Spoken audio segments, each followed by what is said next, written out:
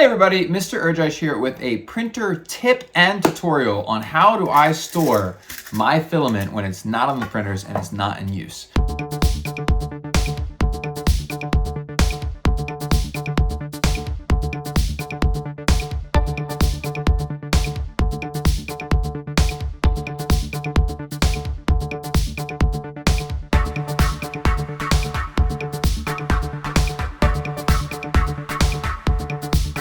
Now, as always, this tutorial video accompanies an instructables post, which you can find below, that walks you through the steps in greater detail, as well includes all of the links for everything I use, from the parts to the prints to the models, whatever it might be. Find that below. Please also don't forget to subscribe so you can check out more of my videos, and also check out the @Mr. E social media pages for #project of the day. Now, why do we have to store filament in a box? Well, because all filament absorbs moisture, and when it gets old like this, it gets really brittle. It actually changes its diameter. It can clog your print heads. It can jam. It can give you really faulty prints and a ton of other reasons. Not all filament absorbs moisture at the same rate, so I usually use this 3mm filament, which absorbs it a little bit slower than 175.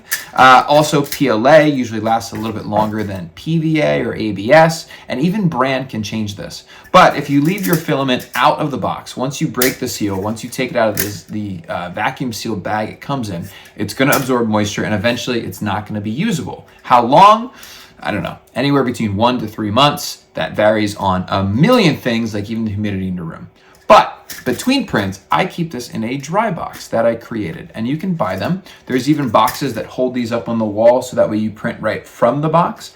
I wanted something really simple, something easy to do, something cheap, and that's what this tutorial is all about. So it started with me actually purchasing this box from Home Depot. It is a 12-gallon storage box that allows me to hold roughly 12 to 15 1-kilogram spools of filament.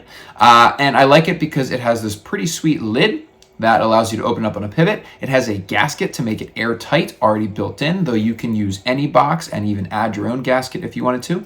And I like that the lid is clear, so I can see which filament is in it, because I have a couple of these different storage boxes. I then went and I bought a hygrometer, or a humidity sensor. This is an analog one that I like a lot because it doesn't need batteries and I like the kind of classic simple look, but there's digital ones available as well.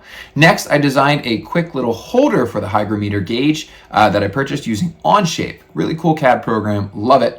And I made a very simple 2-part design, which was then 3D printed on my Lulzbot Mini 2 using Polyterra PLA, another really cool filament that I recommend. After printing, I went ahead and I installed the gauge into the holder. Pretty easy, just pops right in. There's a hole in the bottom so I can still detect moisture. Then I went ahead and I marked the position I wanted on the outside of the box. Just using the faceplate, I put it where I wanted on the outside of the lid, used the Sharpie to draw 2 dots, and then drilled some holes with a 7/64 drill bit and a hand drill. Then I installed the faceplate using M3 screws, just pushing it through the outside of the lid. And after flipping the lid over, I used silica gel just to seal this from the inside. I then slid the pot on and secured it in place using M3 nuts and washers. Next, we actually have to add these silica packets. I have found that roughly 5 packets per spool works pretty well. I can then throw in all my filament that I want and just watch the moisture go away. Once the packets stop absorbing moisture, they change color. They go from yellow, or at least some of the packet goes from yellow to being this really dark green. And you can actually dry them out using either a microwave or the oven. I prefer the oven method because you can put in as many packets as you can fit on some cookie sheets. And I find that roughly 10 minutes per side for about 60 packets in my oven at 250 degrees dries them out really nice. There are instructions that come with these packets, but for some reason they just don't work for me.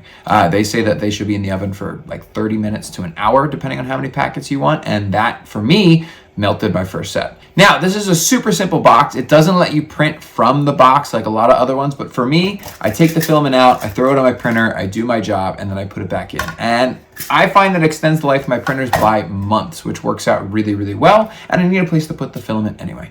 So, super simple tutorial. I hope you enjoyed it, and again, thank you so much for watching. Please don't forget to subscribe, and stay tuned for the next one. Thanks.